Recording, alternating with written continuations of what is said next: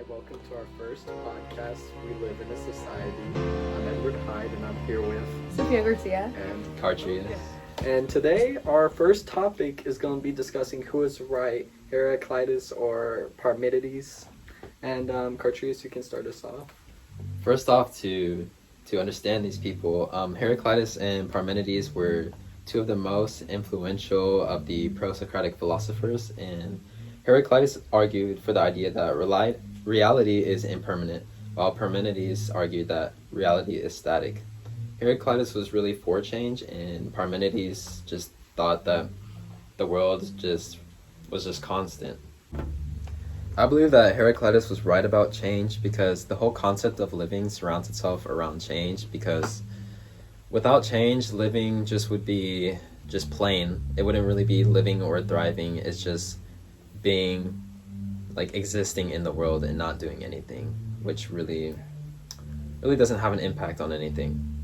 I agree with your statement about, like, Heraclitus, and I think the idea of change is what, like, truly drives society as a whole, because often those who don't, like, follow the idea of change are left behind, because the world is always evolving, and, like, this idea of change is always, like, it's like a beam of light, pretty much, always just going forward, and, like, those who don't, like, follow it are pretty much left behind, and that's why, like, Parmenides is incorrect, because, like, his ideas on static things, while, like, life is always moving and evolving, and then his is just, like, static change, nothing to do with life. I believe that Heraclitus is a great representation of Socrates, who was an ancient Greek philosopher who seriously questioned ethics. And Socrates questioned ethics and sought change because there were things that were unanswered but justified as how things should be, but really they were kind of unjust, and things needed to change in order for everyone to have a better life. Yeah, I would also agree with Cartrius and Edward because, well, yes, of Parmenides was talking about, like, literal things. Some things never change, but you forget that people are forgetting that we're humans, and we always give meaning to things. And yeah, that's how we move as a whole. We move forward with change, not only as society, but also as an individual. A great example of this, I feel like it could be the Great Gatsby, because as we saw whenever the Gatsby was talking to, what was his name?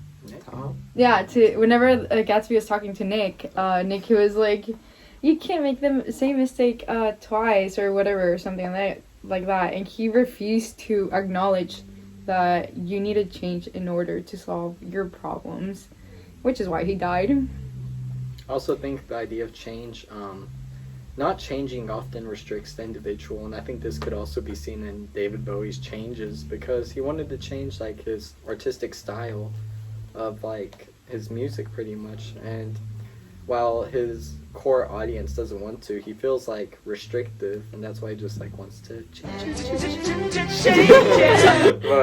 But the point is basically, like, change allows for, like, individual freedom pretty much to pursue whatever you want. Okay, and I also feel like another example of this that we see now in the 21st century is cancel culture.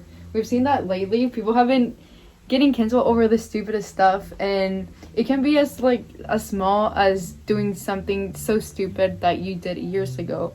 But what people don't realize is that whenever you're sending hate to someone, you're stopping them from changing and becoming a better person, which is why I think changing as an individual is also a really good thing. I think a big problem in the world today is knowing how much change should there be, because some people are known to be a little sensitive about some changes. Of course, there are things that need to be changed, but some things are going a little too far in some scenarios. I agree with Cartrius' statement, because like, in today, like, there's not really, like, when most people get canceled, there's not, like, they don't allow the individual to reflect on their actions, so the individual's more focused on trying to defend themselves from all, like, hate messages than trying to actually reflect on how they can change to be a better person. I think that's a big problem about cancel culture today. That's why our group side with Heraclitus, because we believe change allows an individual to grow as a whole. Not only an individual, but also society to move forward. Well, that's it. Bye. Thank you for watching our first episode. Thank you.